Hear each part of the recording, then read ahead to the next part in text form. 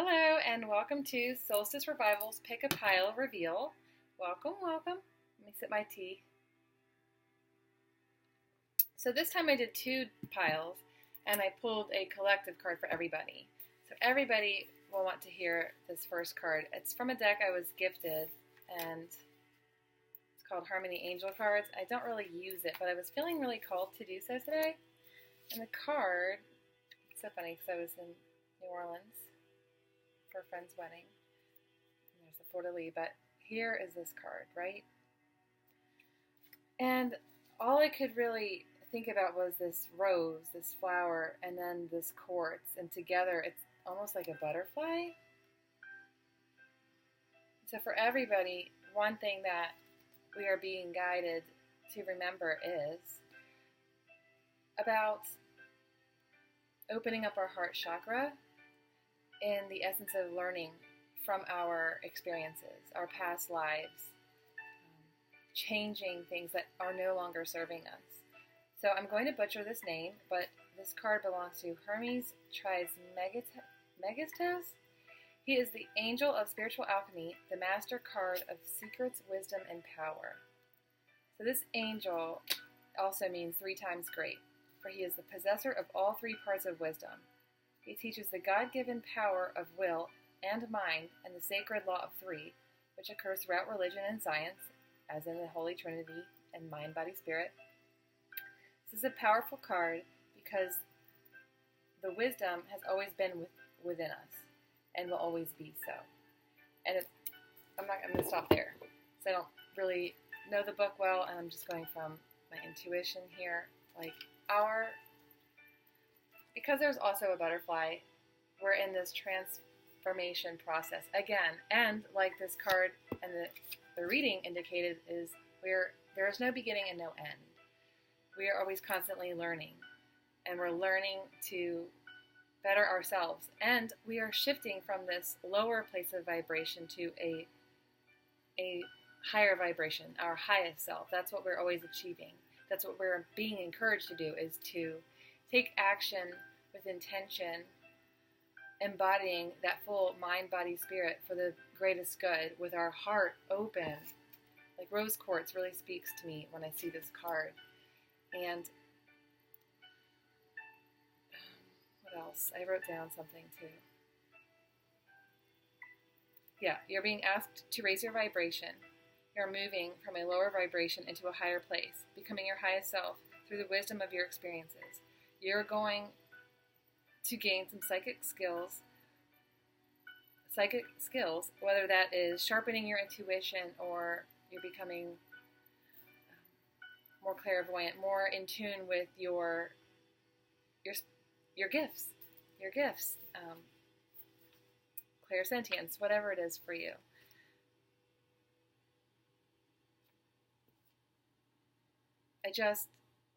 When it talks about, when that reading and this indicated, we are in this place where we are transforming out of this darkness, out of the pain from our past, releasing the chains, recognizing that the key to release us from these chains that have held us captive, we've always had the key, we've always had the answers. You might search for a therapist, a counselor, a spiritual practitioner, whatever it is you're seeking out. We're just teachers for you to unravel and unbox more of your story, more of these past life experiences that you have that you are trying to overcome and work through so that you don't have the same lessons over and over again. Some of you out there are in conflict with another person, right? So you have to, in order to become your highest self, you have to step away and start separating yourself from them, even if it's not in the physical capacity, because you can't for some reason. You can remove and cut that cord so that it's no longer emotionally burdening you. It's taking an active approach to transforming yourself. With love and compassion, you detach. Let's see what else we have, okay? For pick a pile number 1. Okay. we'll see if that relates into any of your cards as well.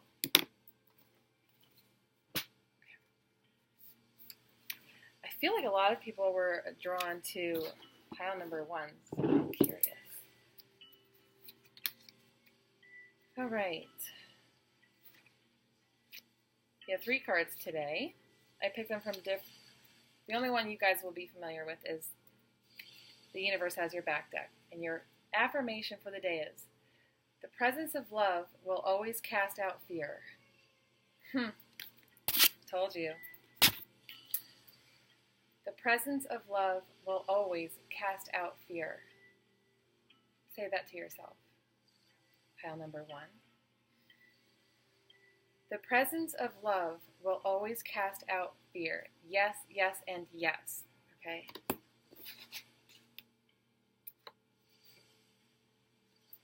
Okay, I also have this wellness deck that's not really an oracle deck, and I put one in each pile today. So yours, identify your health-related fears. Today's lesson, ask yourself if you're afraid to heal. Ooh. Your conscious mind may say no, because that's the logical reply. But this question is for the deeper part of you, your emotional self, which might have developed fears about becoming healthy. Your goal, to explore whether you have deep-seated reasons to want to postpone your healing. I kind of butchered that in my own head, so I have to reread this. Oh my gosh, oh my gosh. This is so good, this is so good. I just looked at your other card. I snuck a peek. So, today's lesson. Ask yourself if you're afraid to heal.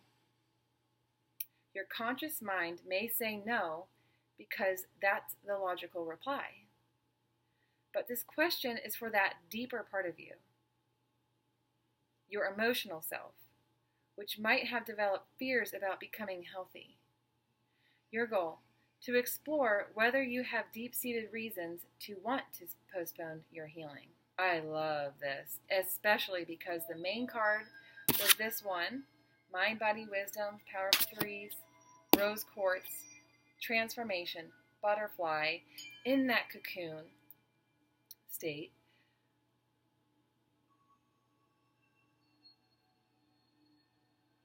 So your conscious mind may say no, because that's a logical reply. I know there's something I want to say to that. With your affirmation, the presence of love will always cast out fear. Pile number 1. And your last card is parenting and children. So, and it's blue. Speak your truth. Throat chakra. I don't know if any of you know this, but yesterday was Blue Up. That was the hashtag. It was for bullying prevention awareness. And I say that because when I was reading your lesson today, this rose quartz, the main card, some of you might have felt bullied by somebody, hurt by somebody. And there are patterns that past life lessons that have not been learned yet. And it's because you were afraid to go there. So there's always a payoff. We do things, there's a payoff for it. If we continue, that's what this lesson for you today is talking about. What is the payoff in staying where you are? Because consciously, our logical response is, no, I'm not afraid to heal. But subconsciously, deep down, there is a fear for a lot of you that picked pile number 1, because that, with all of the cards that you have, again, this is also more green, and it's like it's closed off too. If that was my heart, it's closed, and you're being asked to open it up with this affirmation. Notice, if you can, that the moon itself is pink, and the rose is pink quartz, rose quartz, heart, crystal for healing the heart chakra, balancing that out, working through whatever those fears are. Like if I were to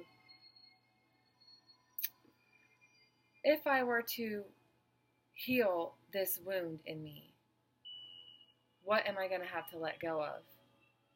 Because whatever I'm having to let go of is why I haven't let go of it yet, and why I have not worked through this particular pain. And it's fascinating how psychology works and human behavior, but it is in fact very dead on. I mean, that speaks to the truth. You guys, it's like if I let go of this and I show you, some of you might need to forgive somebody or some people in your life, and you don't even know how you would even start forgiving this person because they've really caused you some significant trauma-related pain. And so why would I forgive that person? But I'm going to tell you something. That forgiveness is not for that person. That forgiveness is for you, because you are contracted, stuck in this place, painful lessons over and over again, because you have not released the hold that it has had over you. That experience must be healed. Feel, deal, and heal. You don't have to walk away. It's not a scary place. There is a lot of support out there for you. And inch by inch, day by day, minute by minute, hour by hour, you can trust that the presence of love will always cast out fear. Love yourself. Love the support that is surrounding you, and trust that the universe has your back. That if you decide to release this person's hold over you, or that experience and that hold, releasing it, if you do that, something more will come, healing will come, and that fear, whatever that fear is, whatever that payoff is, will no longer be needed for you, because you will have other forms of abundance. You will have healing. You'll have more support out there. You will have growth. And growth is scary. You know, if I grow and become a CEO of a company, I'm going to have a hell of a lot more responsibilities. And that's scary. And can I do it? I don't even know if I am capable of doing that job with all those extra responsibilities. It's like that, only wherever it applies to you in your life. And if it's got to do with parenting, especially if there is, you always hear that quote, I will never be my mother. I will never be my father. And what ends up happening, I hear it a lot. I became my father. I became my mother. Because I hadn't released these experiences and the hurt that I have been caused. And that could trickle down to your own children, you know? And that comes out in ways like, what's a good way? What's a good example? Okay, something that can occur in a family if you had somebody that was very angry in your family. Your childhood response, your child response was survival, and you learned to assess how things were going to go when your parent came home, the angry one. You would read their face and you could tell if it was going to be a good night or if it was going to be a bad night, or if you should go hide in your closet or hide in your bedroom and close the door, or go outside and play by yourself. Whatever it was, you could read people. And so now in your present life as an adult, that could come out as questioning your partner or your children, like, are you okay? Are you sure everything's fine? Are you mad at me? You know, that's a passed down generational pattern that you're here to let go of and release with love, because you're trusting that if you do, it will get better. Whatever it is in your life, whatever past has not been let go of, it's time to look at it. Whatever that, and even if you're saying to yourself right now, oh, this doesn't apply to me, why not journal about it? Why not? What do you have to lose? But what could you gain? right? I don't see this as more about physical health as far as like eating better, not at all. This is more about your mind, body, and spirit, all related. All related. We become comfortable in our patterns. If, let's say, I have been really down on myself, feeling really sad a lot, and that's when I receive attention from a loved one, I might hold on to that because if I got better, they might walk away, you know? And this can apply in many different ways, but these are the ones that are coming to me now, for sure. Also, if some of you are parents of children, there might be your child might be growing up. You know, maybe they're now a teenager, or maybe they're now in high school, or maybe they're 18. Maybe they've gone out to college, and you've got some fear related to that, and you want to check in on them all the time. Sending loving energy to your children, and just trusting that their decisions are going to be okay, and even if they make a mistake, they're strong enough to work through it, because through those experiences we gain wisdom. And so letting go a little bit of that fear, perhaps, and not controlling the outcome based on fear, right? Allowing love to guide your decisions with your children instead of fear, like, oh, I don't want them to get made fun of if they wore that outfit. You know, if that's how they want to dress because that's how they want to express themselves, then honor their truth and let them do what they're going to do, you know? I hope that resonates for you guys in pile number 1. Have a good day.